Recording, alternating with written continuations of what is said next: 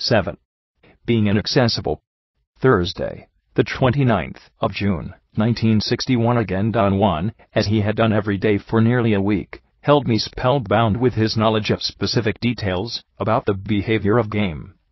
He first explained, and then corroborated a number of hunting tactics based on what he called the quirks of quails. I became so utterly involved in his explanations that a whole day went by and I had not noticed the passage of time. I even forgot to eat lunch. Don Juan made joking remarks that it was quite unusual for me to miss a meal. By the end of the day he had caught 5 quail in the most ingenious trap, which he had taught me to assemble and set up. 2 are enough for us, he said, and let 3 of them loose. He then taught me how to roast quail. I had wanted to cut some shrubs and make a barbecue pit, the way my grandfather used to make it, lined with green branches and leaves and sealed with dirt, but Don Juan said that there was no need to injure the shrubs since we had already injured the quail. After we finished eating we walked very leisurely towards a rocky area. We sat on a sandstone hillside and I said jokingly that if he would have left the matter up to me I would have cooked all 5 of the quail, and that my barbecue would have tasted much better than his roast. No doubt, he said. But if you would have done all that, we might have never left this place in one piece. What do you mean? I asked. What would have prevented us? The shrubs, the quail, everything around would have pitched in. I never know when you are talking seriously, I said. He made a gesture of feigned impatience and smacked his lips. You have a weird notion of what it means to talk seriously, he said. I laugh a great deal, because I like to laugh, yet everything I say is deadly serious, even if you don't understand it. Why should the world be only as you think it is? Who gave you the authority to say so? There is no proof that the world is otherwise, I said. It was getting dark. I was wondering if it was time to go back to his house, but he did not seem to be in a hurry and I was enjoying myself. The wind was cold. Suddenly he stood up and told me that we had to climb to the hilltop and stand up on an area clear of shrubs. Don't be afraid, he said. I'm your friend and I'll see that nothing bad happens to you. What do you mean? I asked, alarmed. Don Juan had the most insidious facility to shift me from sheer enjoyment to sheer fright. The world is very strange at this time of the day, he said. That's what I mean. No matter what you see, don't be afraid. What am I going to see?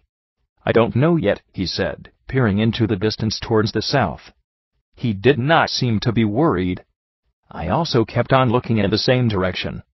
Suddenly he perked up and pointed with his left hand towards a dark area in the desert shrubbery.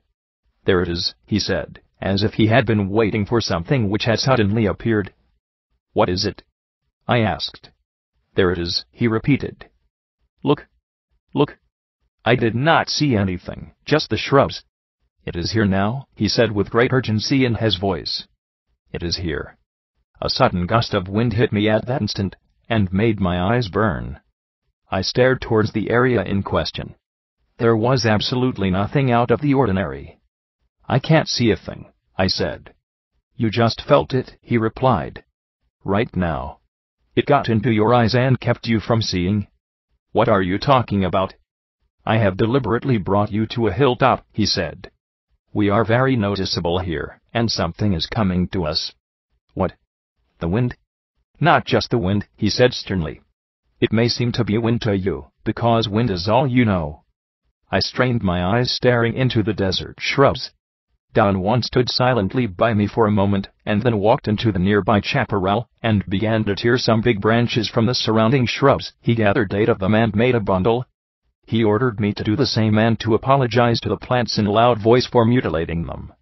When we had 2 bundles he made me run with them to the hilltop and lay down on my back between 2 large rocks. With tremendous speed he arranged the branches of my bundle to cover my entire body. Then he covered himself in the same manner, and whispered through the leaves that I should watch how the so-called wind would cease to blow once we had become unnoticeable. At one moment, to my utter amazement, the wind actually ceased to blow as Don Juan had predicted. It happened so gradually that I would have missed the change had I not been deliberately waiting for it. For a while the wind had hissed through the leaves over my face, and then gradually it became quiet all around us. I whispered to Don Juan that the wind had stopped, and he whispered back that I should not make any overt noise or movement, because what I was calling the wind was not wind at all but something that had a volition of its own, and could actually recognize us. I laughed out of nervousness. In a muffled voice, Don Juan called my attention to the quietness around us and whispered that he was going to stand up and I should follow him, putting the branches aside very gently with my left hand. We stood up at the same time. Don Juan stared for a moment into the distance towards the south, and then turned around abruptly and faced the west. "Sneaky. Really sneaky," he muttered, pointing to an area towards the southwest. "Look.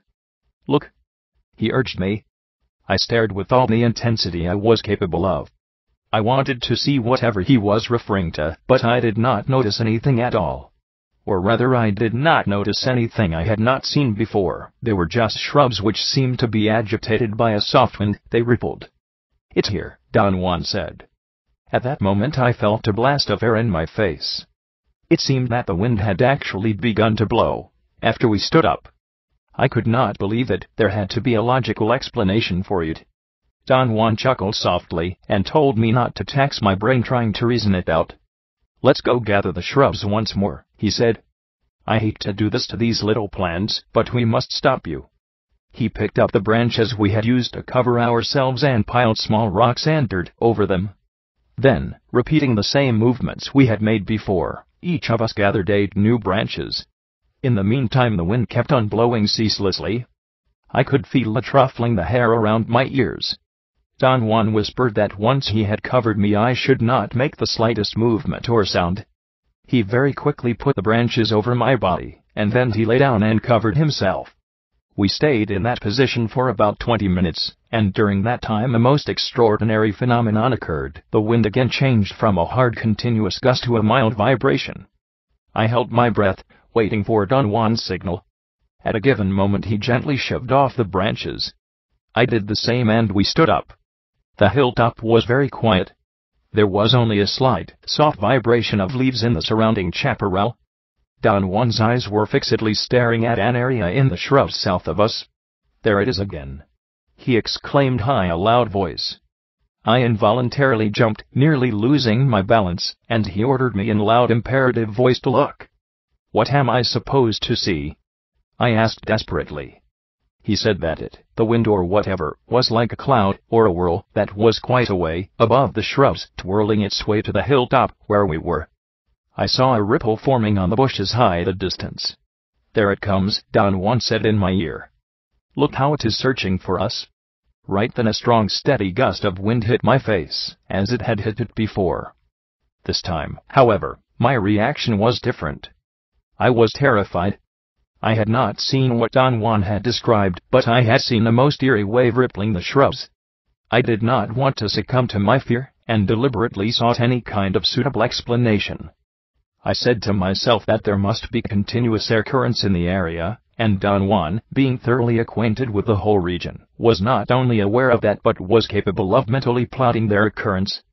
All he had to do was to lie down, count, and wait for the wind to taper off, and once he stood up he had only to wait again for its reoccurrence. Don Juan's voice shook me out of my mental deliberations. He was telling me that it was time to leave. I stalled. I wanted to stay to make sure that the wind would taper off. "I didn't see anything, Don Juan," I said. "Do you notice something unusual though? Perhaps you should tell me again what I was supposed to see." "I've already told you," he said. "Something that hides in the wind and looks like a whirl, a cloud, a mist, a face that whirls around." Don Juan made a gesture with his hands to depict a horizontal and vertical motion. "It moves in a specific direction," he went on. "It either tumbles, or it twirls. A hunter must know all that in order to move correctly." I wanted to humor him, but he seemed to be trying so hard to make his point that I did not dare. He looked at me for a moment and I moved my eyes away. "To believe that the world is only as you think it is stupid," he said. "The world is a mysterious place. Especially in the twilight." He pointed towards the wind with a movement of his chin. "This can follow us," he said. "It can make us tired, or it might even kill us." "That wind?" "At this time of the day, in the twilight, there is no wind. At this time there is only power." We sat on the hilltop for an hour. The wind blew hard, and constantly all that time. Friday, the 30th of June, 1961, in the late afternoon, after reading, Don Juan and I moved to the area in front of his door. I sat on my spot and began working on my notes. He lay down on his back with his hands folded over his stomach. We had stayed around the house all day on account of the wind. Don Juan explained that we had disturbed the wind deliberately, and that it was better not to fool around with it. I had even had to sleep covered with branches. A sudden gust of wind made Don Juan get up in one incredibly agile jump. "Damn it," he said. "The wind is looking for you." "I can't buy that, Don Juan," I said, laughing. "I really can't." I was not being stubborn. I just found it impossible to endorse the idea that the wind had its own volition and was looking for me, or that it had actually spotted us and rushed to us on top of the hill. I said that the idea of a willful wind was a view of the world that was rather simplistic. "What is the wind then?" he asked in a challenging tone. I patiently explained to him that masses of hot and cold air produced different pressures, and that the pressure made the masses of air move vertically and horizontally. It took me a long while to explain all the details of basic meteorology. "You mean that all there is to the wind is hot and cold air?" he asked in a tone of bafflement. "I'm afraid so," I said, and silently enjoyed my triumph. Don Juan seemed to be dumbfounded. But then he looked at me and began to laugh uproariously. "Your opinions are final opinions," he said with a note of sarcasm. "They are the last word, aren't they? For a hunter, however, your opinions are pure crap.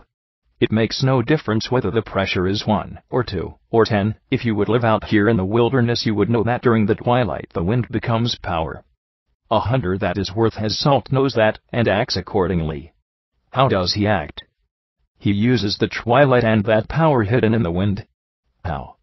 If it is convenient to him, the hunter hides from the power by covering himself, and remaining motionless until the twilight is gone, and the power has sealed him into its protection." Don Juan made a gesture of enveloping something with his hands. "Its protection is like a..." He paused in search of a word and I suggested cocoon. "That is right," he said. "The protection of the power seals you like a cocoon. A hunter can stay out in the open and no puma or coyote or slimy bug could bother him. A mountain lion could come up to the hunter's nose and sniff him, and if the hunter does not move, the lion would leave. I can guarantee you that. If the hunter, on the other hand, wants to be noticed, all he has to do is to stand on a hilltop at the time of the twilight, and the power will nag him and seek him all night. Therefore, if a hunter wants to travel at night, or if he wants to be kept awake, he must make himself available to the wind. Therein lies the secret of great hunters. To be available and unavailable at the precise turn of the road." I felt a bit confused, and asked him to recapitulate his point. Don Juan very patiently explained that he had used the twilight and the wind to point out the crucial importance of the interplay between hiding and showing oneself. "You must learn to become deliberately available and unavailable," he said. "As your life goes now, you are unwittingly available at all times." I protested. My feeling was that my life was becoming increasingly more and more secretive. He said I had not understood his point, and that to be unavailable did not mean to hide or to be secretive, but to be inaccessible. "Let me put it in another way," he proceeded patiently. "It makes no difference to hide, if everyone knows that you are hiding. Your problems right now stem from that. When you are hiding, everyone knows that you are hiding, and when you are not, you are available for everyone to take a poke at you." I was beginning to feel threatened, and hurriedly tried to defend myself. "Don't explain yourself," Don Juan said dryly. "There is no need. We are fools, all of us, and you cannot be different. At one time in my life I, like you, made myself available over and over again until there was nothing of me left for anything except perhaps crying. And that I did, just like yourself." Don Juan sized me up for a moment, and then sighed loudly. "I was younger than you, though," he went on, "but one day I had enough and I changed.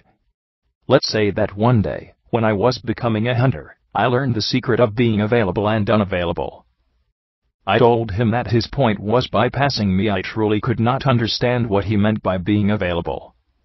He had used the Spanish idioms ponerse al alcance and ponerse en el medio del camino to put oneself within reach and to put oneself in the middle of a trafficked way. You must take yourself away, he explained. You must retrieve yourself from the middle of a trafficked way. Your whole being is there, thus it is of no use to hide. You would only imagine that you are hidden.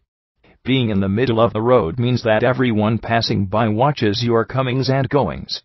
His metaphor was interesting, but at the same time it was also obscure. You are talking in riddles, I said. He stared at me fixedly for a long moment, and then began to hum a tune. I straightened my back and sat attentively. I knew that when Don Juan hummed a Mexican tune he was about to clobber me. "Hey," he said, smiling, and peered at me. "Whatever happened to your blonde friend? That girl that you used to really like?" I must have looked at him like a confounded idiot. He laughed with great delight. I did not know what to say. "You told me about her," he said reassuringly.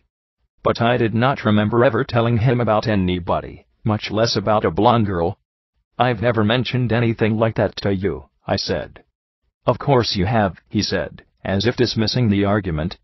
I wanted to protest, but he stopped me, saying that it did not matter how he knew about her, that the important issue was that I had liked her. I sensed a surge of animosity towards him building up within myself. "Don't stall," Don Juan said dryly. "This is a time when you should cut off your feelings of importance. You once had a woman, a very dear woman, and then one day you lost her." I began to wonder if I had ever talked about her to Don Juan.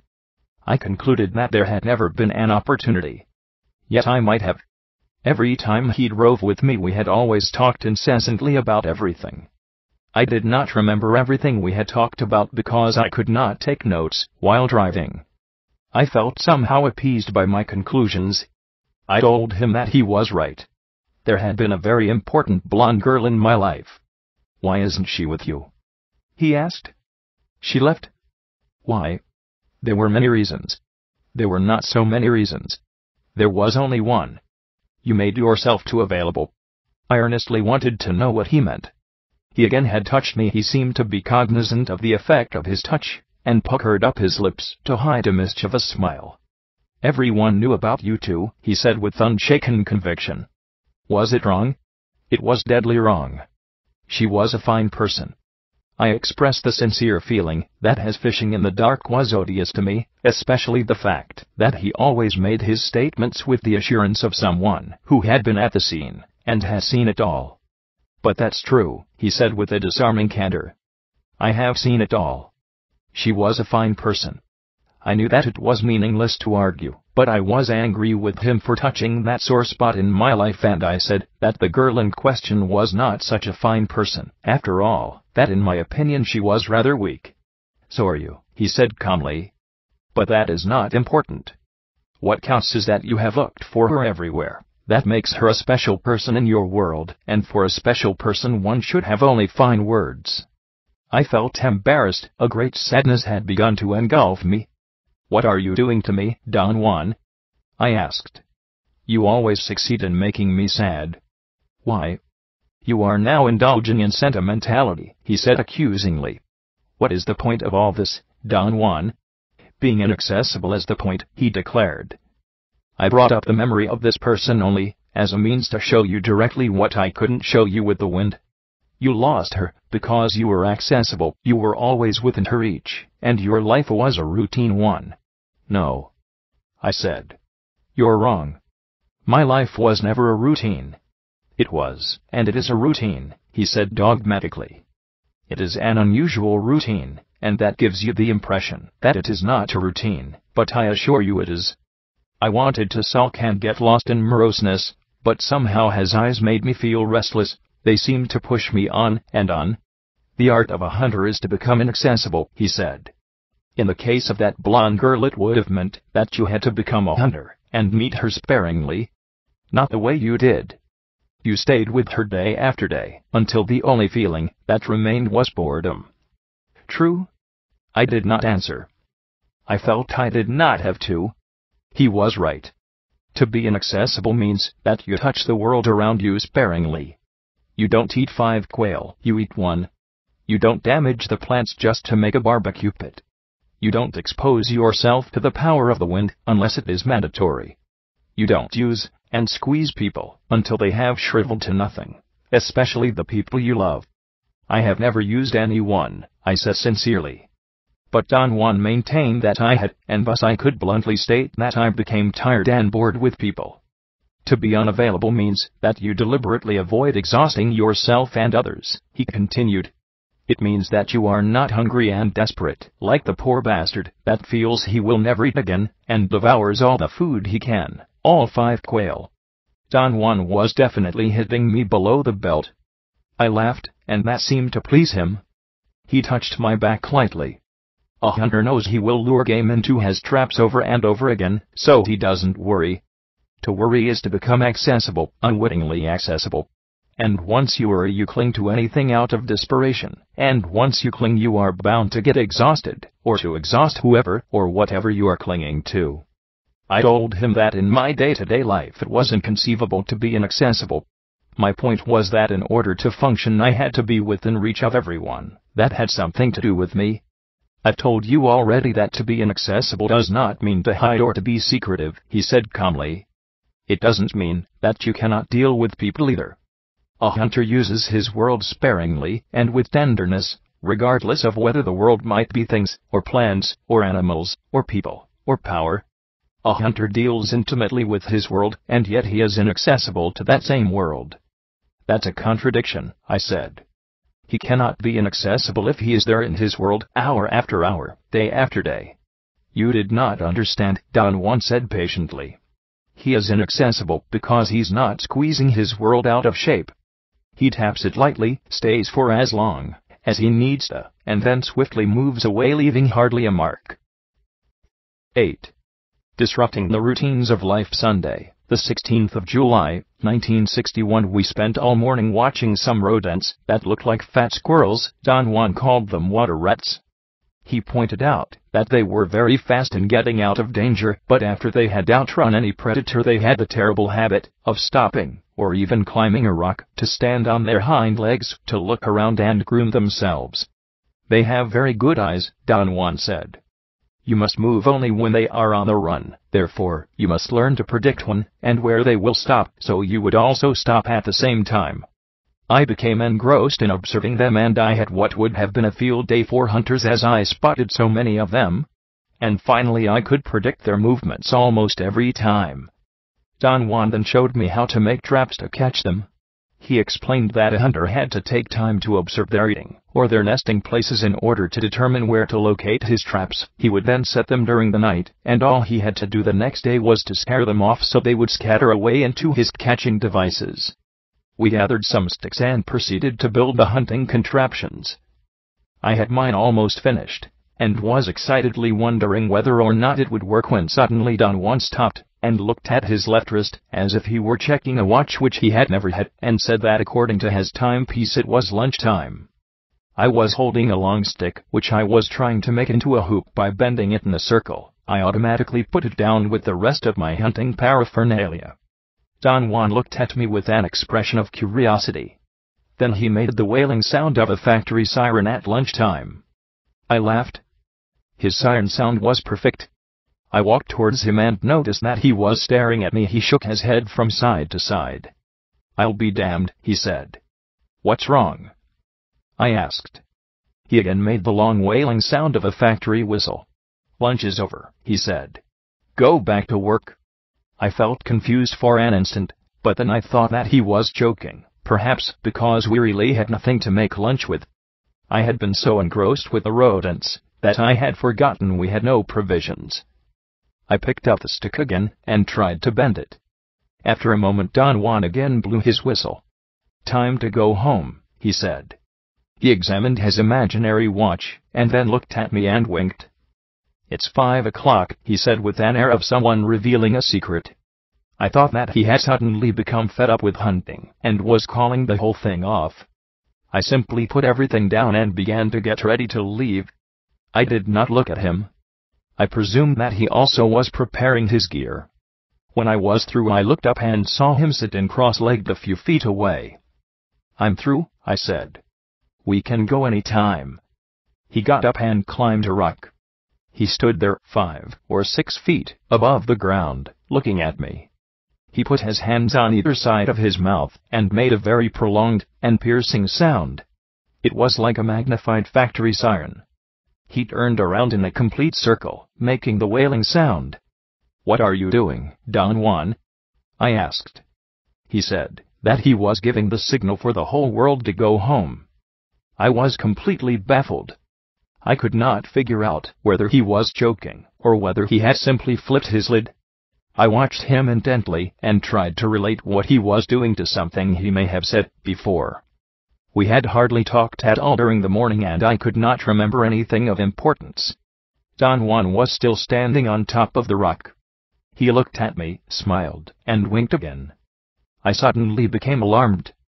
Don Juan put his hands on both sides of his mouth and let out another long whistle-like sound.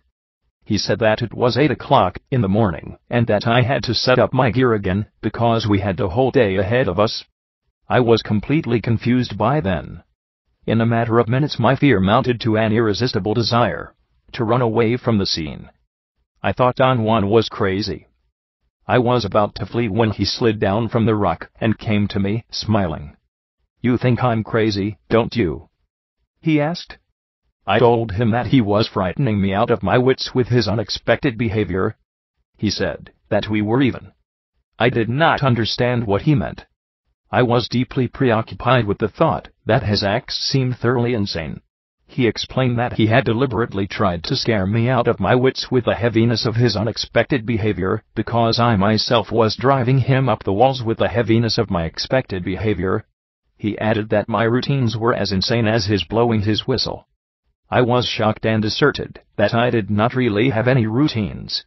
I told him that I believed my life was in fact a mess because of my lack of healthy routines. Don Juan laughed and signaled me to sit down by him. The whole situation had mysteriously changed again. My fear had vanished as soon as he had begun to talk. "What are my routines?" I asked. "Everything you do is a routine. Aren't we all that way?" "Not all of us. I don't do things out of routine." "What prompted all this, Don Juan? What did I do, or what did I say, that made you act the way you did?" "You were worrying about lunch." "I did not say anything to you. How did you know that I was worrying about lunch?" "You worry about eating every day around noontime, and around 6 in the evening, and around 8 in the morning," he said with a malicious grin. "You worry about eating at those times even if you're not hungry.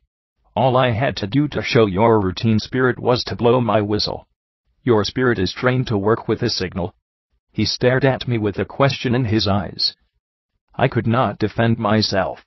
"Now you're getting ready to make hunting into a routine," he went on. "You have already set your pace in hunting. You talk at a certain time, eat at a certain time, and fall asleep at a certain time." I had nothing to say. The way Don Juan had described my eating habits was the pattern I used for everything in my life. Yet I strongly felt that my life was less routine than that of most of my friends and acquaintances. "Do you know a great deal about hunting now?" Don Juan continued. "It'll be easy for you to realize that a good hunter knows one thing. Above all, he knows the routines of his prey. That's what makes him a good hunter.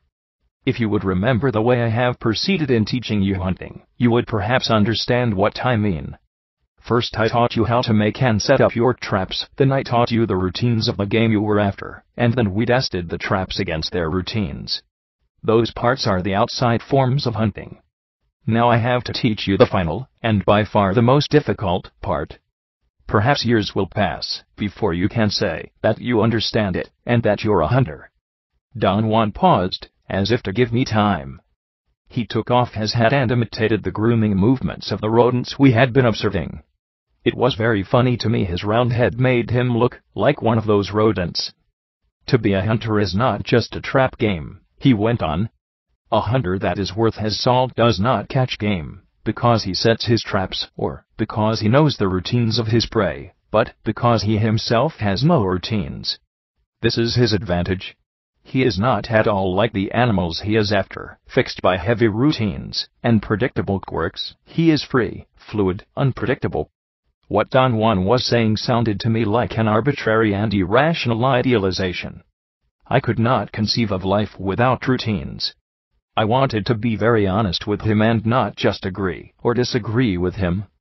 I felt that what he had in mind was not possible to accomplish by me or by anyone.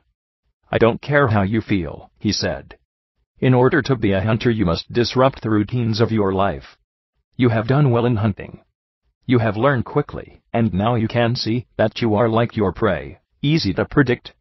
I asked him to be specific and give me concrete examples. "I am talking about hunting," he said calmly. "Therefore I am concerned with the things animals do, the places they eat, the place, the manner, the time they sleep, where they nest, how they walk. These are the routines I am pointing out to you so you can become aware of them in your own being. You have observed the habits of animals in the desert. They eat or drink at certain places, they nest at specific spots, they leave their tracks in specific ways. In fact, everything they do can be foreseen or reconstructed by a good hunter. As I told you before, in my eyes you behave like your prey. Once in my life someone pointed out the same thing to me, so you're not unique in that. All of us behave like the prey we are after. That, of course, also makes us prey for something, or someone else. Now, the concern of a hunter, who knows all this, is to stop being a prey himself. Do you see what I mean?" I again expressed the opinion that his proposition was unattainable. "It takes time," Don Juan said. "You could begin by not eating lunch every single day at 12 o'clock. He looked at me and smiled benevolently. His expression was very funny and made me laugh. "There are certain animals, however, that are impossible to track," he went on. "There are certain types of deer, for instance, which a fortunate hunter might be able to come across, by sheer luck, once in his lifetime." Don Juan paused dramatically, and looked at me piercingly. He seemed to be waiting for a question, but I did not have any. "What do you think makes them so difficult to find and so unique?" he asked. I shrugged my shoulders, because I did not know what to say. "They have no routines," he said in a tone of revelation. "That's what makes them magical." "A deer has to sleep at night," I said. "Isn't that a routine?" "Certainly, if the deer sleeps every night at a specific time, and in one specific place. But those magical beings do not behave like that. In fact, someday you may verify this for yourself. Perhaps it'll be your fate to chase one of them for the rest of your life." "What do you mean by that?" "You like hunting. Perhaps someday, in some place in the world, your path may cross the path of a magical being, and you might go after it. A magical being is a sight to behold. I was fortunate enough to cross paths with one. Our encounter took place after I had learned and practiced a great deal of hunting. Once I was in a forest of thick trees in the mountains of central Mexico, when suddenly I heard a sweet whistle. It was unknown to me. Never in all my years of roaming in the wilderness had I heard such a sound. I could not place it in the terrain. It seemed to come from different places. I thought that perhaps I was surrounded by a herd, or a pack of some unknown animals. I heard the tantalizing whistle once more. It seemed to come from everywhere. I realized then my good fortune. I knew it was a magical being, a deer. I also knew that a magical deer is aware of the routines of ordinary men, and the routines of hunters. It is very easy to figure out what an average man would do in a situation like that. First of all, his fear would immediately turn him into a prey. Once he becomes a prey, he has two courses of action left. He either flees, or he makes his stand. If he is not armed, he would ordinarily flee into the open field, to run for his life. If he is armed, he could get his weapon ready, and would then make his stand, either by freezing on the spot, or by dropping to the ground. A hunter, on the other hand, when he stalks in the wilderness, would never walk into any place without figuring out his points of protection. Therefore he would immediately take cover. He might drop his poncho on the ground, or he might hang it from a branch, as a decoy, and then he would hide, and wait until the game makes its next move. So, in the presence of the magical deer, I didn't behave like either. I quickly stood on my head and began to wail softly. I actually wept tears and sobbed for such a long time that I was about to faint. Suddenly I felt a soft breeze. Something was sniffing my hair behind my right ear. I tried to turn my head to see what it was, and I tumbled down and sat up in time to see a radiant creature staring at me. The deer looked at me and I told him I would not harm him. And the deer talked to me. Don Juan stopped and looked at me. I smiled involuntarily. The idea of a talking deer was quite incredible, to put it mildly. He talked to me, Don Juan said with a grin. The deer talked? He did. Don Juan stood and picked up his bundle of hunting paraphernalia. Did it really talk? I asked in a tone of perplexity. Don Juan roared with laughter. What did it say? I asked half in jest. I thought he was pulling my leg. Don Juan was quiet for a moment, as if he were trying to remember. Then his eyes brightened, as he told me what the deer had said. The magical deer said, "Hello, friend," Don Juan went on. And I answered, "Hello." Then he asked me, "Why are you crying?" And I said, "Because I'm sad."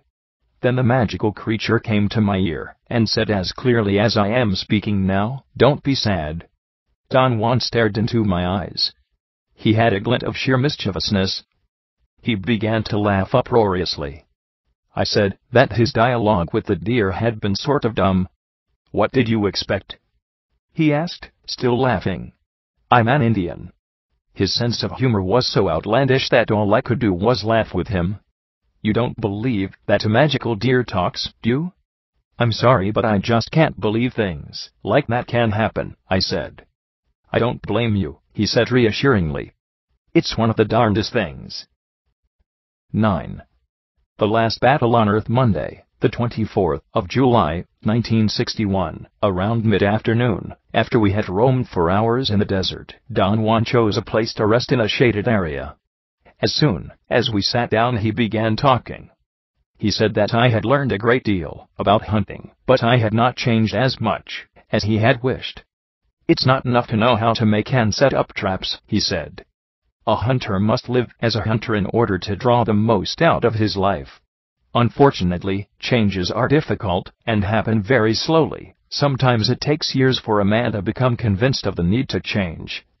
It took me years, but maybe I didn't have an knack for hunting. I think for me the most difficult thing was to really want to change." I assured him that I understood his point. In fact, since he had begun to teach me how to hunt, I also had begun to reassess my actions. Perhaps the most dramatic discovery for me was that I liked Don Juan's ways. I liked Don Juan as a person. There was something solid about his behavior. The way he conducted himself left no doubts about his mastery, and yet he had never exercised his advantage to demand anything from me. His interest in change in my way of life, I felt, was akin to an impersonal suggestion, or perhaps it was akin to an authoritative commentary on my failures. He had made me very aware of my failings, yet I could not see how his ways would remedy anything in me. I sincerely believe that, in light of what I wanted to do in my life, his ways would have only brought me misery and hardship, hence the impasse. However, I had learned to respect his mastery, which had always been expressed in terms of beauty and precision. "I have decided to shift my tactics," he said. I asked him to explain. His statement was vague and I was not sure whether or not he was referring to me. "A good hunter changes his ways as often as he needs," he replied. "Do you know that yourself?" "What do you have in mind, Don Juan?" "A hunter must not only know about the habits of his prey, he also must know that there are powers on this earth that guide men and animals, and everything that is living." He stopped talking. I waited, but he seemed to have come to the end of what he wanted to say. "What kind of powers are you talking about?" I asked after a long pause. "Powers that guide our lives and our deaths." Don Juan stopped talking, and seemed to be having tremendous difficulty in deciding what to say. He rubbed his hands and shook his head, puffing out his jaws. Twice he signaled me to be quiet as I started to ask him to explain his cryptic statements. "You won't be able to stop yourself easily," he finally said.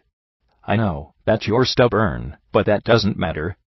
The more stubborn you are, the better it'll be when you finally succeed in changing yourself." "I am trying my best," I said. "No, I disagree. You're not trying your best. You just said that because it sounds good to you. In fact, you've been saying the same thing about everything you do. You've been trying your best for years to no avail. Something must be done to remedy that. I felt compelled, as usual, to defend myself. Don Juan seemed to aim, as a rule, at my very weakest points. I remembered then that every time I had attempted to defend myself against his criticisms I had ended up feeling like a fool, and I stopped myself in the midst of a long explanatory speech. Don Juan examined me with curiosity and laughed. He said in a very kind tone that he had already told me that all of us were fools. I was not an exception. You always feel compelled to explain your acts, as if you were the only man on earth who's wrong, he said. It's your old feeling of importance. You have too much of it, you also have too much personal history. On the other hand, you don't assume responsibility for your acts, you're not using your death as an advisor, and above all, you are too accessible. In other words, your life is as messy as it was before I met you. Again I had a genuine surge of pride, and wanted to argue that he was wrong. He gestured me to be quiet. One must assume responsibility for being in a weird world, he said. We are in a weird world, do you know? I nodded my head affirmatively. We're not talking about the same thing, he said. For you the world is weird because if you're not bored with it you're at odds with it. For me the world is weird because it is stupendous, awesome, mysterious, unfathomable. My interest has been to convince you that you must assume responsibility for being here, in this marvelous world, in this marvelous desert, in this marvelous time. I wanted to convince you that you must learn to make every act count, since you are going to be here for only a short while, in fact, too short for witnessing all the marvels of it. I insisted that to be bored with the world, or to be at odds with it, was the human condition. So, change it, he replied dryly. If you do not respond to that challenge you are as good as dead. He dared me to name an issue, an item in my life, that had engaged all my thoughts. I said art. I had always wanted to be an artist, and for years I had tried my hand at that. I still had the painful memory of my failure. You have never taken the responsibility for being in this unfathomable world, he said in an indicting tone. Therefore, you were never an artist, and perhaps you'll never be a hunter. This is my best, Don Juan. No, you don't know what your best is. I am doing all I can. You're wrong again. You can't do better. There is one simple thing wrong with you. You think you have plenty of time. He paused, and looked at me as if awaiting for my reaction. You think you have plenty of time, he repeated. Plenty of time for what, Don Juan? You think your life is going to last forever. No, I don't. Then, if you don't think your life is going to last forever, what are you waiting for? Why the hesitation to change? Has it ever occurred to you, Don Juan, that I may not want to change? Yes, it has occurred to me I did not want to change either, just like you. However, I didn't like my life. I was tired of it, just like you. Now I don't have enough of it. I vehemently asserted that his insistence about changing my way of life was frightening and arbitrary. I said that I really agreed with him, at a certain level, but the mere fact that he was always the master that called the shots made the situation untenable for me. You don't have time for this display, you fool, he said in a severe tone. This, whatever you're doing now, may be your last act on Earth. It may very well be your last battle. There is no power which could guarantee that you are going to live one more minute. I know that, I said with contained anger. No, you don't. If you knew that you would be a hunter. I contended that I was aware of my impending death, but it was useless to talk or think about it, since I could not do anything to avoid it. Don Juan laughed and said I was like a comedian going mechanically through a routine.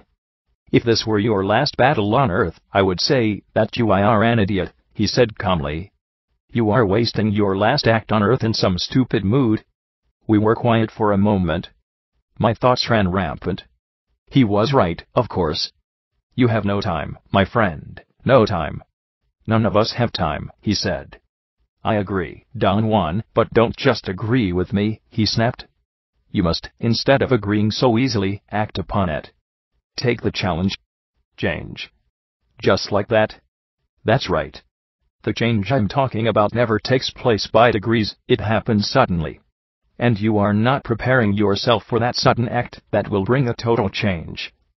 I believed he was expressing a contradiction.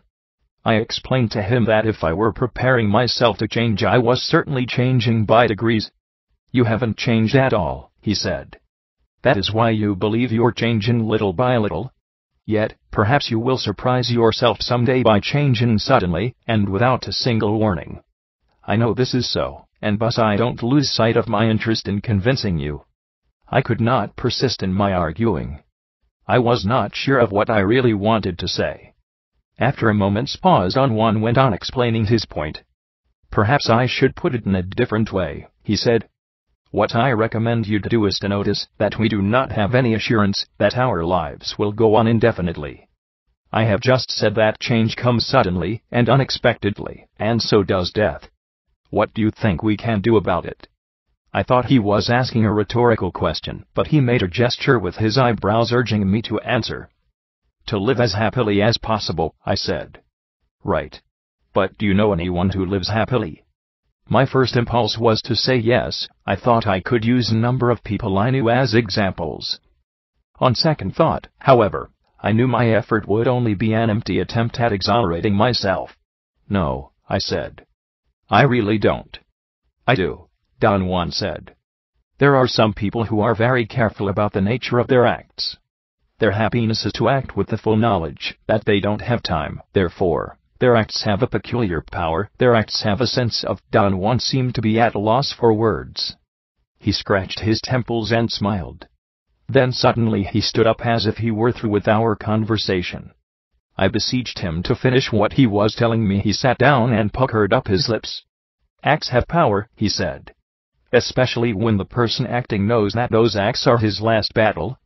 There is a strange consuming happiness in acting with the full knowledge that whatever one is doing may very well be one's last act on earth. I recommend that you reconsider your life and bring your acts into that light." I disagreed with him. Happiness for me was to assume that there was an inherent continuity to my acts, and that I would be able to continue doing, at will, whatever I was doing at the moment, especially if I was enjoying it. I told him that my disagreement was not a banal one, but stemmed from the conviction that the world and myself had a determinable continuity. Don Juan seemed to be amused by my efforts to make sense. He laughed, shook his head, scratched his hair, and finally, when I talked about a determinable continuity, threw his hat to the ground and stamped on it. I ended up laughing at his clowning. "You don't have time, my friend," he said. "That is the misfortune of human beings. None of us have sufficient time, and your continuity has no meaning in this awesome, mysterious world. Your continuity only makes you timid," he said. "Your acts cannot possibly have the flair, the power, the compelling force of the acts performed by a man who knows that he is fighting his last battle on earth. In other words, your continuity does not make you happy or powerful." I admitted that I was afraid of thinking I was going to die and accused him of causing great apprehension in me with his constant talk and concern about death. "But we are all going to die," he said. He pointed towards some hills in the distance. "There is something out there waiting for me, for sure, and I will join it, also for sure.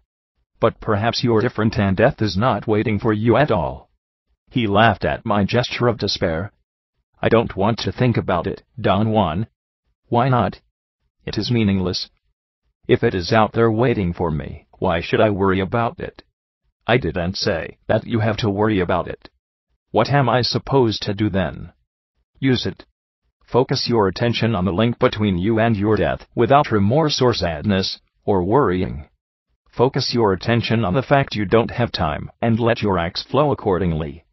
Let each of your acts be your last battle on earth. Only under those conditions will your acts have their rightful power.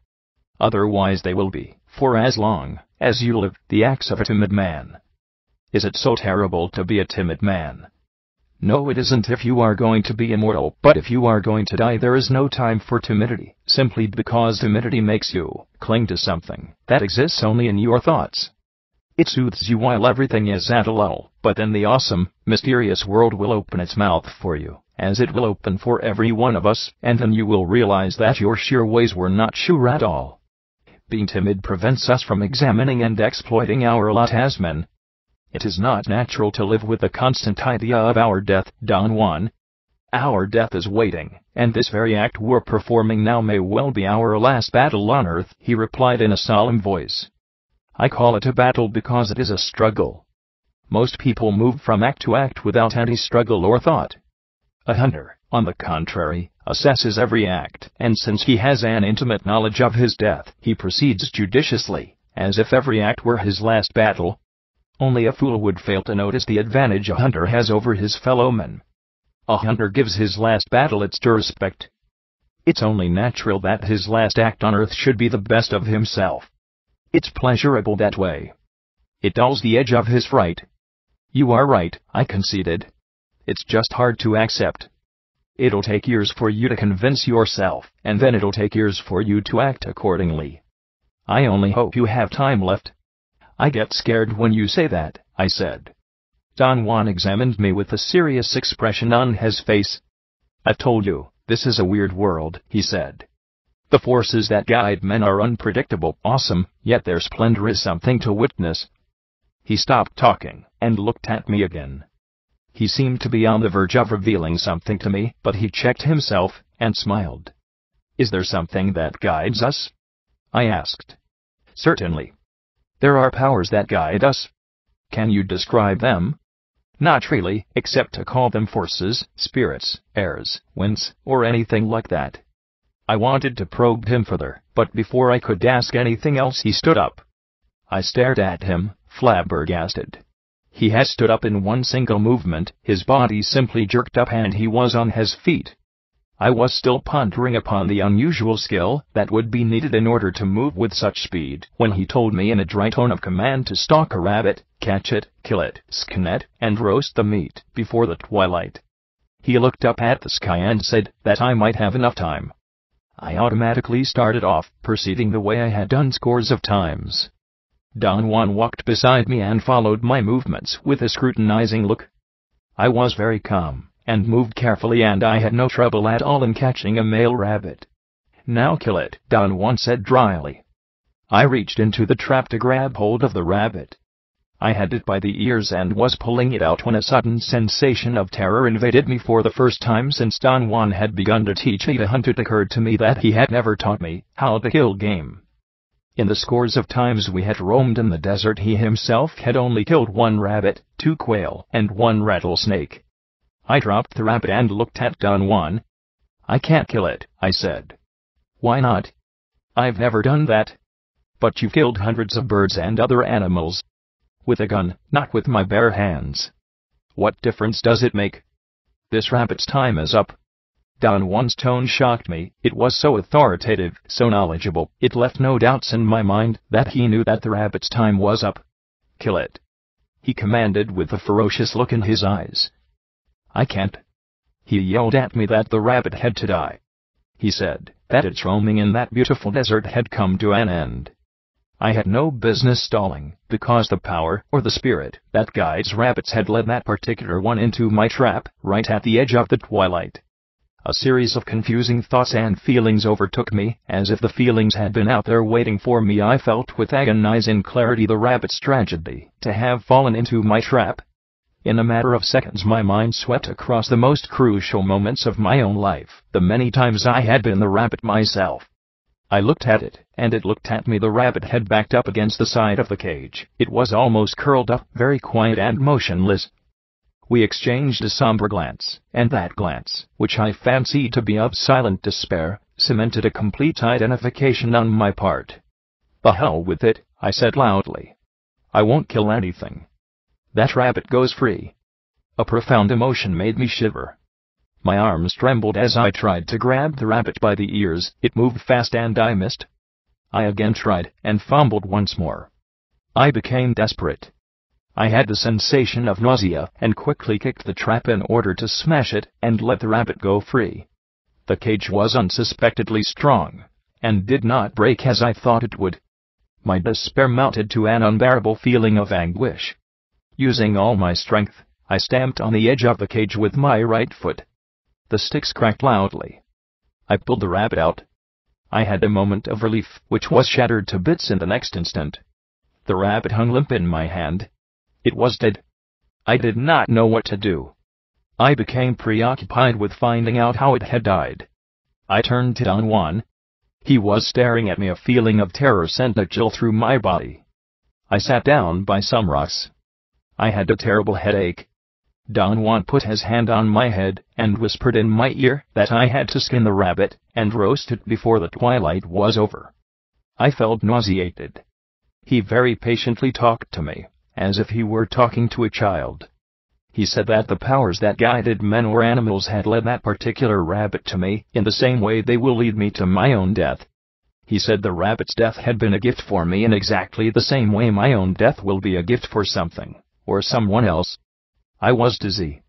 The simple events of that day had crushed me. I tried to think that it was only a rabbit. I could not, however, shake off the uncanny identification I had had with it.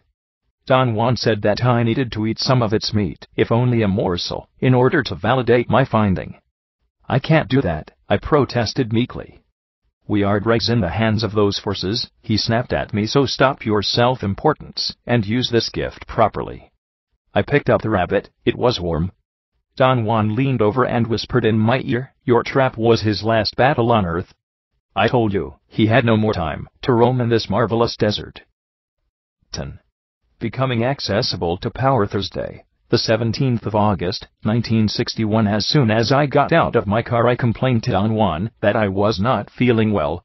Sit down, he said softly, and almost led me by the hand to his porch. He smiled and patted me on the back. 2 weeks before, on the 4th of August, Don Juan, as he had said, changed his tactics with me and allowed me to ingest some peyote buttons. During the height of my hallucinatory experience, I played with a dog that lived in the house where the peyote session took place. Don Juan interpreted my interaction with the dog as a very special event. He contended that at moments of power, such as the one I had been living then, the world of ordinary affairs did not exist, and nothing could be taken for granted, that the dog was not really a dog, but the incarnation of Mescalito, the power or deity contained in peyote. The post-effects of that experience were a general sense of fatigue and melancholy, plus the incidence of exceptionally vivid dreams and nightmares. Where's your writing gear? Don Juan asked as I sat down on the porch. I had left my notebooks in my car. Don Juan walked back to the car and carefully pulled out my briefcase and brought it to my side. He asked if I usually carried my briefcase when I walked. I said I did. That's madness, he said. I've told you never to carry anything in your hands when you walk. Get a knapsack. I laughed. The idea of carrying my notes in a knapsack was ludicrous. I told him that ordinarily I wore a suit, and a knapsack over a three-piece suit would be a preposterous sight. Put your coat on over the knapsack, he said. It is better that people think you're a hunchback than to ruin your body carrying all this around. He urged me to get out my notebook and write. He seemed to be making a deliberate effort to put me at ease. I complained again about the feeling of physical discomfort and the strange sense of unhappiness I was experiencing. Don Juan laughed and said, "You're beginning to learn." We then had a long conversation.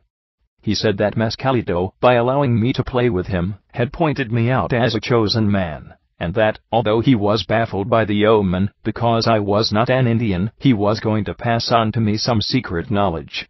He said that he had had a benefactor himself who taught him how to become a man of knowledge. I sensed that something dreadful was about to happen.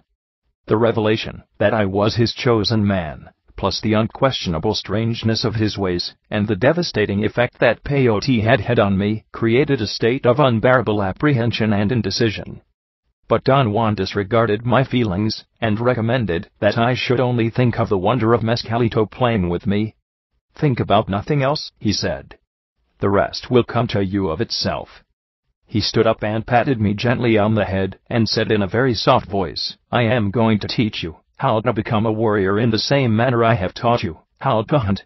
I must warn you, though, learning how to hunt has not made you into a hunter, nor would learning how to become a warrior make you one.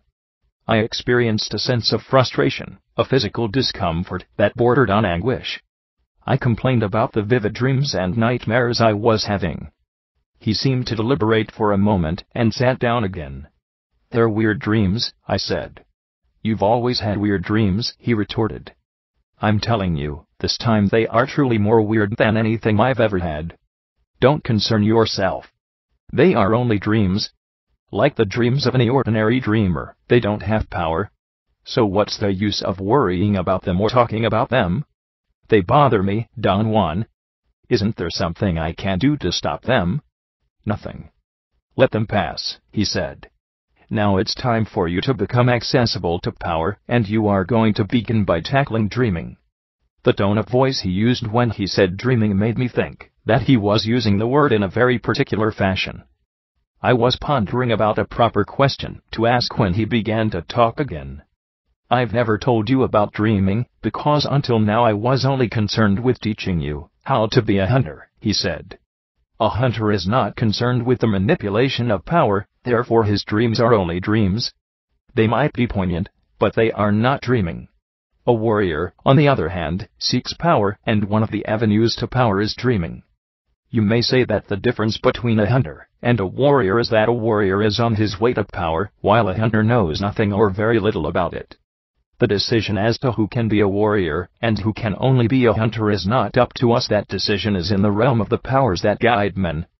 That's why your playing with Mescalito was such an important omen. Those forces guided you to me. They took you to that bus depot, remember? Some clown brought you to me, a perfect omen, a clown pointing you out. So, I taught you how to be a hunter. And then the other perfect omen, Mescalito himself playing with you. See what I mean? His weird logic was overwhelming. His words created visions of myself succumbing to something awesome and unknown, something which I had not bargained for, and which I had not conceived existed, even in my wildest fantasies. What do you propose I should do? I asked. Become accessible to power, tackle your dreams, he replied. You call them dreams because you have no power. A warrior, being a man who seeks power, doesn't call them dreams, he calls them real. You mean he takes his dreams as being reality? He doesn't take anything as being anything else? What you call dreams are real for a warrior. You must understand that a warrior is not a fool. A warrior is an immaculate hunter who hunts power. He's not drunk or crazed, and he has neither the time nor the disposition to bluff or to lie to himself or to make a wrong move. The stakes are too high for that. The stakes are his trimmed, orderly life which he has taken so long to tighten and perfect. He is not going to throw that away by making some stupid miscalculation, by taking something for being something else. Dreaming is real for a warrior, because in it he can act deliberately, he can choose and reject, he can select from a variety of items those which lead to power, and then he can manipulate them and use them, while in an ordinary dream he cannot act deliberately. Do you mean then, Don Juan, that dreaming is real? Of course it is real. As real as what we are doing now. If you want to compare things, I can say that it is perhaps more real. In dreaming you have power, you can change things, you may find out countless concealed facts, you can control whatever you want. Don Juan's premises always had appealed to me at a certain level. I could easily understand his liking the idea that one could do anything in dreams, but I could not take him seriously. The jump was too great. We looked at each other for a moment. His statements were insane, and yet he was, to the best of my knowledge, one of the most level-headed men I had ever met. I told him that I could not believe he took his dreams to be reality. He chuckled, as if he knew the magnitude of my untenable position. Then he stood up without saying a word, and walked inside his house. I sat for a long time in a state of stupor, until he called me to the back of his house. He had made some corn gruel and handed me a bowl. I asked him about the time when one was awake. I wanted to know if he called it anything in particular. But he did not understand, or did not want to answer. What do you call this? What we are doing now? I asked, meaning that what we were doing was reality, as opposed to dreams. I call it eating, he said, and contained his laughter. I call it reality, I said. Because our eating is actually taking place. Dreaming also takes place, he replied, giggling. And so does hunting, walking, laughing. I did not persist in arguing. I could not, however, even if I stretched myself beyond my limits, accept his premise. He seemed to be delighted with my despair. As soon as we had finished eating, he casually stated that we were going to go for a hike, but we were not going to roam in the desert in the manner we had done before. "It's different this time," he said. "From now on we're going to places of power. You're going to learn how to make yourself accessible to power." I again expressed my turmoil. I said I was not qualified for that endeavor. "Come on, you're indulging in silly fears," he said in a low voice, patting me on the back and smiling benevolently. "I've been catering to your hunter spirit. You like to roam with me in this beautiful desert. It's too late for you to quit." He began to walk into the desert chaparral. He signaled me with his head to follow him. I could have walked to my car and left, except that I liked to roam in that beautiful desert with him. I liked the sensation, which I experienced only in his company, that this was indeed an awesome, mysterious, yet beautiful world. As he said, I was hooked. Don Juan led me to the hills towards the east. It was a long hike. It was a hot day. The heat, however, which ordinarily would have been unbearable to me, was somehow unnoticeable. We walked for quite a distance into a canyon until Don Juan came to a halt and sat down in the shade of some boulders. I took some crackers out of my knapsack, but he told me not to bother with them. He said that I should sit in a prominent place. He pointed to a single almost round boulder 10 or 15 feet away and helped me climb to the top. I thought he was also going to sit there, but instead he just climbed part of the way in order to hand me some pieces of dry meat. He told me with a deadly serious expression that it was power meat and should be chewed very slowly and should not be mixed with any other food. He then walked back to the shaded area and sat down with his back against a rock. He seemed relaxed, almost sleepy. He remained in the same position until I had finished eating. Then he sat up straight and tilted his head to the right. He seemed to be listening attentively. He glanced at me 2 or 3 times, stood up abruptly, and began to scan the surroundings with his eyes, the way a hunter would do. I automatically froze on the spot and only moved my eyes in order to follow his movements.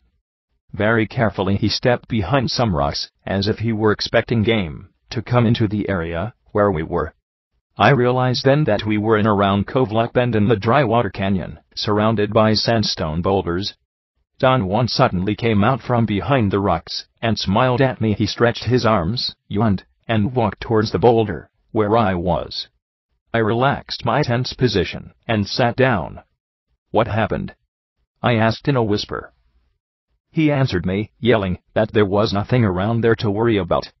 I felt an immediate jolt in my stomach. His answer was inappropriate, and it was inconceivable to me that he would yell unless he had a specific reason for it. I began to slide down from the boulder, but he yelled that I should stay there a while longer. "What are you doing?" I asked. He sat down and concealed himself between 2 rocks at the base of the boulder where I was, and then he said in a very loud voice that he had only been looking around because he thought he had heard something. I asked if he had heard a large animal. He put his hand to his ear and yelled that he was unable to hear me, and that I should shout my words. I felt ill at his yelling, but he urged me in a loud voice to speak up. I shouted that I wanted to know what was going on, and he shouted back that there was really nothing around there. He yelled, asking if I could see anything unusual from the top of the boulder. I said no, and he asked me to describe to him the terrain towards the south. We shouted back and forth for a while, and then he signaled me to come down. I joined him, and he whispered in my ear that the yelling was necessary to make our presence known, because I had to make myself accessible to the power of that specific water hole. I looked around but could not see the water hole. He pointed that we were standing on it. "There's water here," he said in a whisper. "And also power. There's a spirit here, and we have to lure it out. Perhaps it will come after you." I wanted to know more about the alleged spirit, but he insisted on total silence. He advised me to stay perfectly still and not let out a whisper, or make the slightest movement to betray our presence. Apparently it was easy for him to remain in complete immobility for hours. For me, however, it was sheer torture. My legs fell asleep, my back ached, and tension built up around my neck and shoulders. My entire body became numb and cold. I was in great discomfort when Don Juan finally stood up. He just sprang to his feet and extended his hand to me to help me stand up. As I was trying to stretch my legs, I realized the inconceivable easiness with which Don Juan had jumped up after hours of immobility. It took quite some time for my muscles to regain the elasticity needed for walking. Don Juan headed back for the house. He walked extremely slowly. He set up a length of 3 paces as the distance I should observe in following him. He meandered around the regular route and crossed it 4 or 5 times in different directions. When he finally arrived at his house, it was late afternoon. I tried to question him about the events of the day. He explained that talking was unnecessary. For the time being, I had to refrain from asking questions until we were in a place of power. I was dying to know what he meant by that and tried to whisper a question, but he reminded me, with a cold, severe look, that he meant business. We sat on his porch for hours. I worked on my notes. From time to time he handed me a piece of dry meat. Finally it was too dark to write. I tried to think about the new developments, but some part of myself refused to, and I fell asleep. Saturday, the 19th of August, 1961. Yesterday morning Don Juan and I drove to town and ate breakfast at a restaurant. He advised me not to change my eating habits too drastically. Your body is not used to power meat, he said. You'd get sick if you didn't eat your food. He himself ate heartily. When I joked about it, he simply said, my body likes everything. Around noon we hiked back to the water canyon. We proceeded to make ourselves noticeable to the spirit by noisy talk, and by a forced silence which lasted hours. When we left the place, instead of heading back to the house, Don Juan took off in the direction of the mountains. We reached some mild slopes first, and then we climbed to the top of some high hills. There Don Juan picked out a spot to rest in the open, unshaded area. He told me that we had to wait until dusk, and that I should conduct myself in the most natural fashion, which included asking all the questions I wanted. I know that the spirit is out there lurking, he said in a very low voice. Where? Out there, in the bushes. What kind of spirit is it? He looked at me with a quizzical expression, and retorted, how many kinds are there? We both laughed. I was asking questions out of nervousness. It'll come out at dusk, he said. We just have to wait. I remained quiet. I had run out of questions. This is the time when we must keep on talking, he said.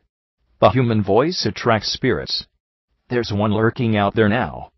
We are making ourselves available to it, so keep on talking. I experienced an idiotic sense of vacuity.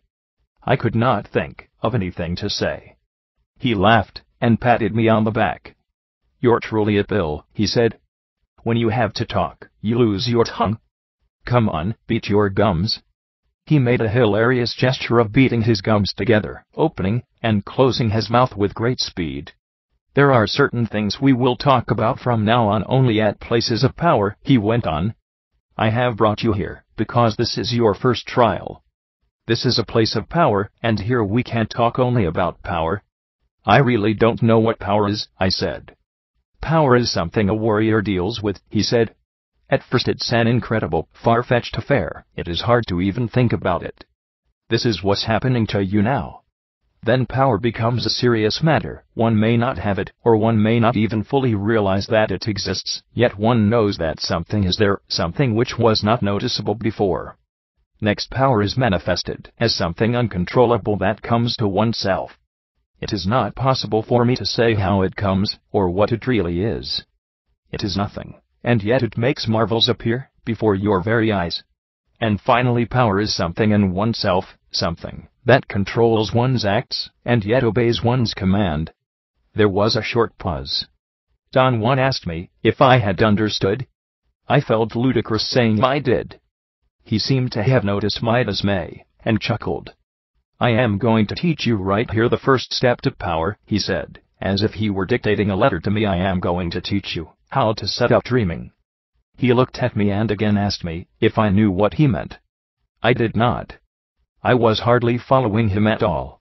He explained that to set up dreaming meant to have a concise and pragmatic control over the general situation of a dream, comparable to the control one has over any choice in the desert, such as climbing up a hill or remaining in the shade of a water canyon. You must start by doing something very simple, he said. Tonight in your dreams you must look at your hands. I laughed out loud. His tone was so factual that it was as if he were telling me to do something commonplace. Why do you laugh? He asked with surprise. How can I look at my hands in my dreams? Very simple. Focus your eyes on them just like this. He bent his head forward and stared at his hands with his mouth open. His gesture was so comical that I had to laugh. Seriously, how can you expect me to do that? I asked. The way I've told you, he snapped. You can, of course, look at whatever you goddamn please, your toes, or your belly, or your pecker, for that matter. I said, your hands, because that was the easiest thing for me to look at. Don't think it's a joke. Dreaming is as serious as seeing or dying, or any other thing in this awesome, mysterious world. Think about it as something entertaining. Imagine all the inconceivable things you could accomplish. A man hunting for power has almost no limits in his dreaming. I asked him to give me some pointers. There aren't any pointers, he said. Just look at your hands. There must be more that you could tell me, I insisted. He shook his head and squinted his eyes, staring at me in short glances. Every one of us is different, he finally said. What you call pointers would only be what I myself did when I was learning. We are not the same, we aren't even vaguely alike. Maybe anything you'd say would help me. It would be simpler for you just to start looking at your hands. He seemed to be organizing his thoughts, and bobbed his head up and down. Every time you look at anything in your dreams it changes shape, he said after a long silence.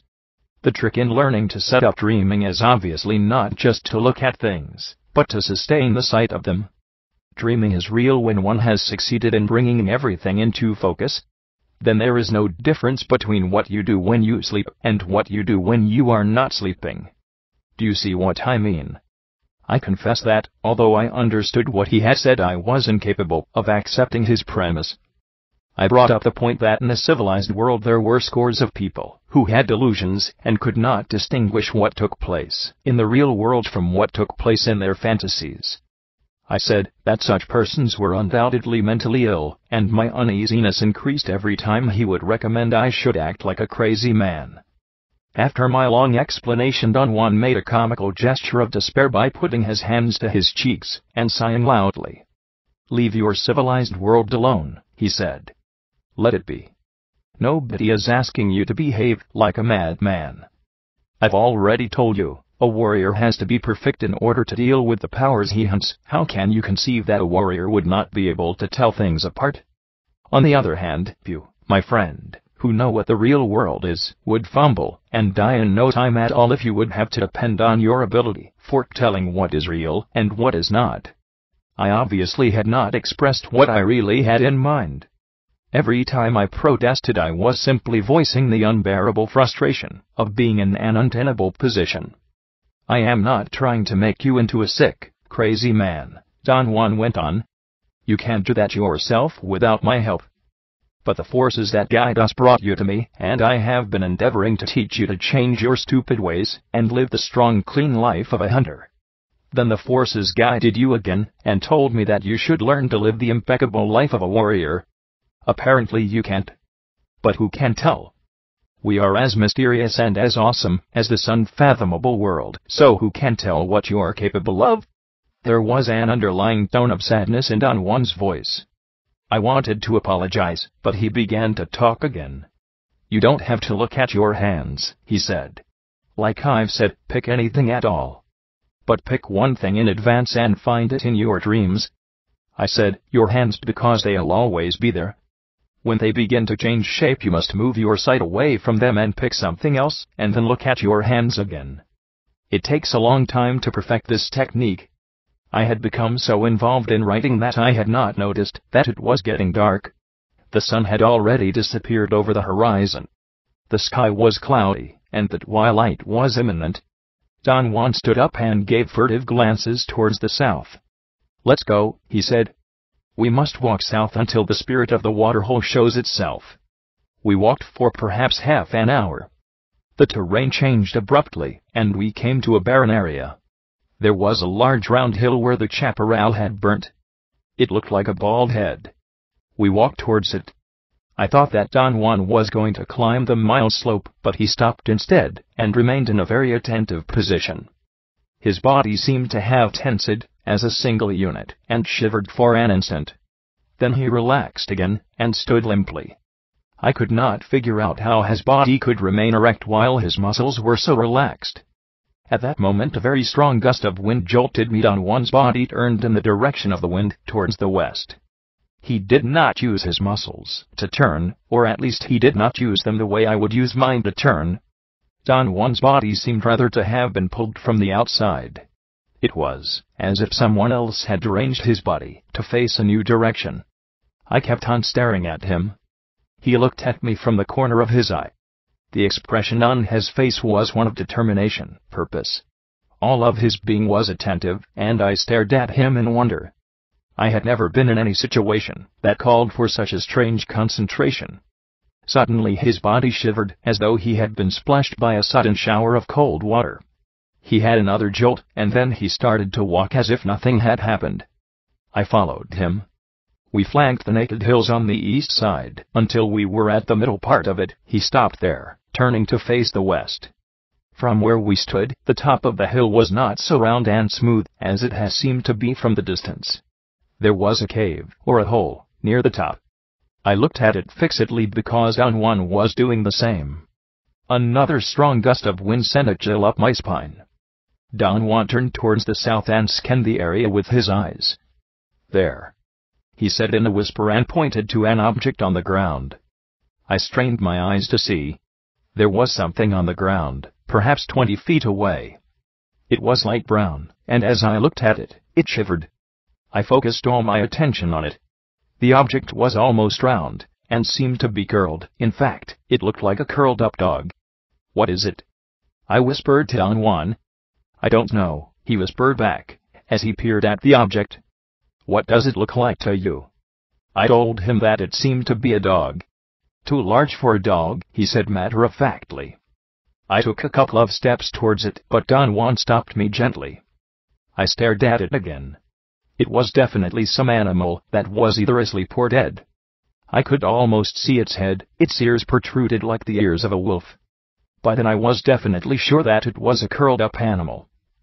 I thought that it could have been a brown calf. I whispered that to Don Juan. He answered that it was too compact to be a calf, besides its ears were pointed. The animal shivered again, and then I noticed that it was alive. I could actually see that it was breathing, yet it did not seem to breathe rhythmically. The breaths that it took were more like irregular shivers. I had a sudden realization at that moment. "It's an animal that is dying," I whispered to Don Juan. "You're right," he whispered back. "But what kind of an animal?" I could not make out its specific features. Don Juan took a couple of cautious steps towards it. I followed him. It was quite dark by then, and we had to take 2 more steps in order to keep the animal in view. "Watch out," Don Juan whispered in my ear.